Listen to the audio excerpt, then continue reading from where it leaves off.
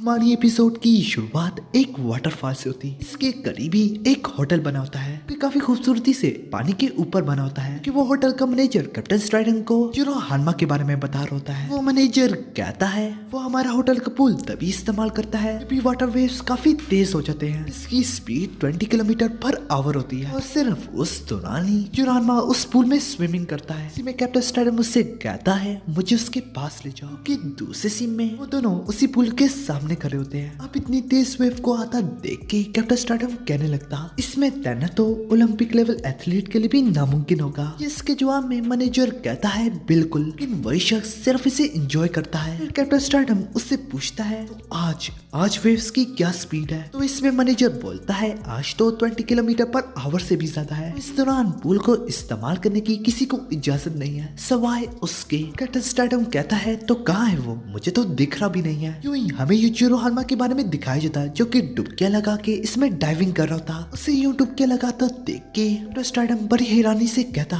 तो कब से तो आखिर कब से वो इसमें डाइविंग कर रहा है। मैनेजर बोलता अब तो 1 घंटे से ज्यादा हो रहा है कि सिर्फ इतना इसमें यूजिरो हानमा से मुश्किल डाइविंग मेथड इस्तेमाल कर रहा है जिसे बटरफ्लाई कहते हैं और इसी में बंदे को सबसे ज्यादा थकावट होती है।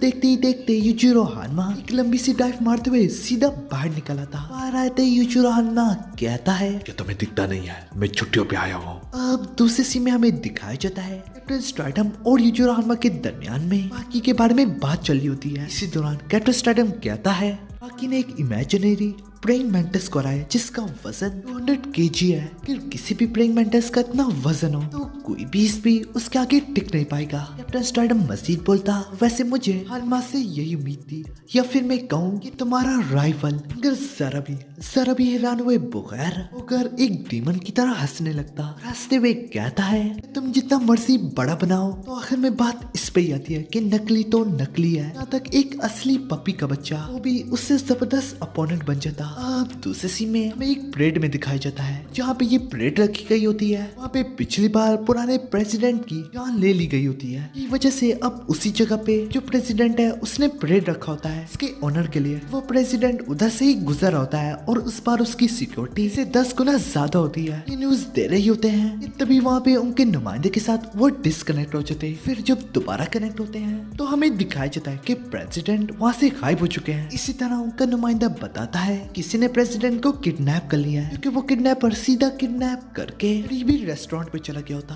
फिर हमें उसी रेस्टोरेंट के अंदर दिखाया जाता जो कि वो किडनैपर कोई और नहीं बल्कि बाकी खुद ही होता। बाकी उससे पहले तो माफी मांगता, माफ करना कि मैं तुम्हें यूं ही उठा के ले आया। प्रेसिडेंट कहता है पर आखिर तुम मुझे यहाँ पे क्यों लाए। इसके जवाब में बाकी कहता है यहाँ पे कोई विंडो तक नहीं है तो इसका मतलब कोई स्नाइपर मैन वगैरह हमें तंग नहीं कर सकते। तभी प्रेसिडेंट मजीद बोलता तो तुम्हें पता होगा कि ये रेस्टोरेंट काफी करीब है और आसपास तो हर तरफ सिक्योरिटी है। बाकी कहता है वैसे भी मेरा गोल यही है खुद को हवाले करना क्योंकि बाकी उसे एक प्रिजन के बारे में जिक्र करता है एरिज़ोना स्टेट प्रिजन। ये नाम सुन के आप सभी को थोड़ा कुछ पता तो चल ही गया होगा। बाकी वहाँ पे आखिर क्यों जाना चाहता है। वहाँ पे बाकी कैदी बन के इसलिए जाना चाहता है क्योंकि वहाँ पे ओलिवर है कि ओलिवर से लड़ने का सोच रहा है। प्रेसिडेंट कहता अगर क्या मैं इनकार कर दूं। इसके जवाब में बाकी कहता है फिर तो मामला थोड़ा बिगड़ जाएगा लेकिन हाँ तुम जिंदा बच जाओगे। अब ये सुन के प्रेसिडेंट का सिप लेते हुए अपने दिल पे पत्थर रख के बाकी की बात मान ही लेता। बाकी उससे कहता है तो चलो बात बता दो। इसे भी लोगों को काफी फिक्र हो रही होगी। खैर अब बाकी को ले जाया जा रहा था। इसे कोर्ट में बहुत जल्दी से गिल्टी साबित कर दिया जाता क्योंकि बाकी के सारे काम काफी जल्दी होते हैं क्योंकि बाकी चाहता था। देखते ही देखते दिन से रात हो जाती और रात में बाकी पहुंच जाता। बाकी का फिंगरप्रिंट दिया जाता, आई स्कैन की जाती, फिर आखिर में स्वाब लिया जाता बाकी का डीएनए लेने के लिए। उसकी सारी मेडिकल एग्जामिनेशन हो जाती। बाकी को सीधा ओलिवर के पास ही ले जाया जा रहा था क्योंकि ओलिवर ने जैसे बाकी का नाम सुना होता उसने तुरंत से कहा होता कि बाकी को फौरन मेरे पास ही लाया जाए। हर जगह से गुजरते एक दरवाजा खोला जाता जो देख के बाकी तुरंत से हैरान हो जाता कि वो जगह अंदर से एक लग्जरी होटल की तरह होती। ये सारा कुछ देख के बाकी काफी ज्यादा सरप्राइज होता। सारा का सारा कुछ देख के बाकी को समझ में आती है ओलिवर यहाँ पे तो किंग बन के रहता है। यहाँ से वो सिक्योरिटी गार्ड भी उसके साथ आगे नहीं जा सकता। यूं ही बाकी आगे जाके जैसे ही दरवाजा खुलता है तो अपने सामने ओलिवर को पाता, जो कि अंदर से और भी पहले से भी ज्यादा लग्जरी होता। और हाँ, मैं ये भी बता दूं कि बाकी 18 साल का हो चुका है। इसके बाद ओलिवर बाकी को बैठने के लिए कहता है। बैठते ही वो बाकी को टी ऑफर करता, मगर बाकी हर चीज से इनकार कर देता। फिर ओलिवर कहता है, मुझे पता है तुम क्या कहोगे, प्लीज मिस्टर ओलिवर मुझसे लड़ो। ओलिवर मजीद बोलता,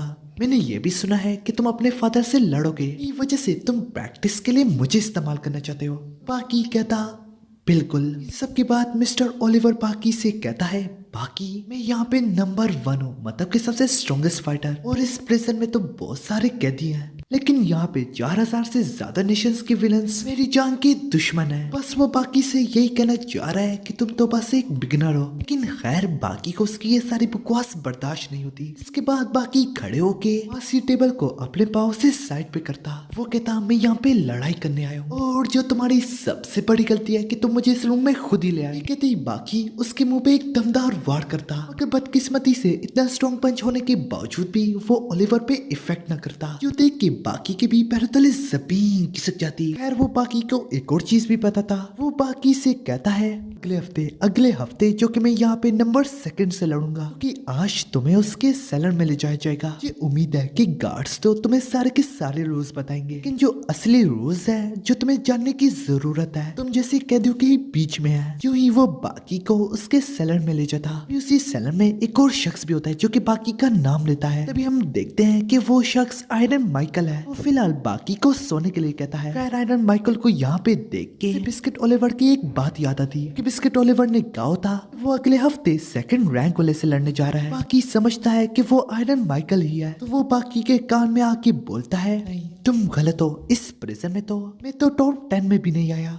ये सुनते ही बाकी की आंखें खुली की खुली रह जाती। साथ ही साथ वो बाकी से ये भी बोलता, मुझे इन चीजों की परवाह भी नहीं है, क्योंकि मैं हरी जवानी में नहीं मरना चाहता। इसका ये रवैया देख के बाकी दिल ही दिल में कहने लगता। यहाँ तक फॉर्मर चैंपियन आयरन माइकल जैसा भी यहाँ पे डरता है। इसी में वहाँ पे एक अनजान बूढ़ा शख्स भी होता है। वो आयरन माइकल से कहता है, अगर तुमने ये सारी बातें ना बंद की तो मिस्टर 2 का गजब देखोगे। वो यहाँ तक सोते हुए भी सब कुछ सुनता है कि सिर्फ इतना, वहाँ पे एक तीसरा लंबे कद वाला शख्स भी मौजूद होता है। खैर इसी तरह अगले दिन की शुरुआत होती है। इसी में एक जोरदार घंटी बजती है और सारे के सारे प्रिजनर्स को उठाया जा रहा होता है। अब एक लंबा कद वाला शख्स भी वो भी उठ जाता है। इसे अपने सामने यूं खड़ा देख के बाकी उसे नंबर 2 समझता है, लेकिन असल में वो भी नंबर 2 नहीं होता, जो कि उसी सेलर में पे नंबर 2 भी मौजूद होता है। वो नंबर 2 को उठा रहा होता है। इसी तरह ब्रूम क्लोजेट में से नंबर 2 बाहर निकलता है कि बाकी के सामने आके कहता है, गुड मॉर्निंग बाकी सा। वो बाकी का स्वागत करता। बाकी दिल ही दिल में कहता, तो ये है वो शख्स। खैर वो बाकी से कहता, मैंने सुना है तुमने जो कुछ भी किया प्रेसिडेंट के साथ, अगर तुम्हें कुछ भी जानना हो इस प्रिजन के बारे में तो मुझसे जरूर पूछना। जिसमें बाकी कहता है, तो फिर तुम ब्रूम क्लोजेट में क्या कर रहे थे, मतलब कि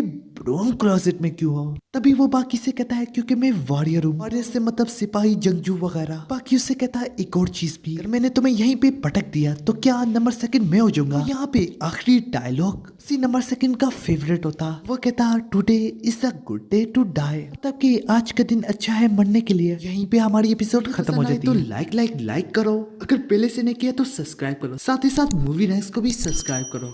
अरे कर दो ना।